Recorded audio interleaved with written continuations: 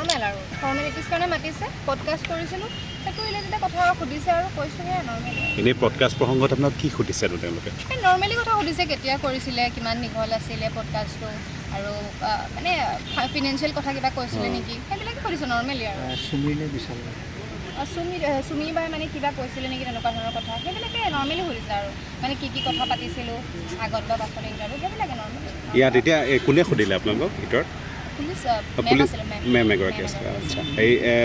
আপোনালোকে কেতিয়া কৰিছিলে যিটো পডকাষ্ট কৰিছিলে চুমি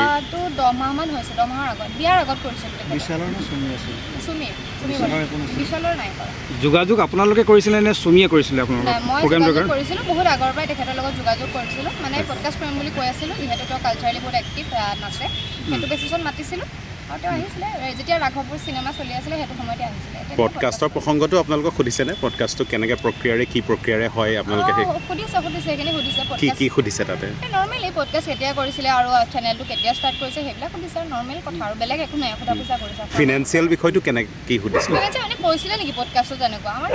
কথা কোৱা নাই আৰু সেইবিলাকে পেড প্ৰমোশ্যন কিবা প্ৰমোশ্যন আছিল নেকি সেইবিলাক নাছিলে কাৰণ মই নৰ্মেলি যেনেকৈ গেষ্টক মানে পডকাষ্ট কৰোঁ তেনেকৈ আছিলে কোনো প্ৰমোশ্যন নাছিলে নৰ্মেল ইণ্টাৰভিউ আছিলে তেওঁৰ লাইফৰ কথা পাতিছিলোঁ ট্ৰলিং বা আগৰ সেইবিলাক কথা পাতিছিলোঁ নৰ্মেল কথা আছিলে আৰু একো পইচা চইচা লোৱাৰ এইবিলাক কথা আছিলে পুনৰ আপোনাক আহিবলৈ কৈছে নেকি এতিয়ালৈকে কোৱা নাই কিন্তু হ'ব ঠিক আছে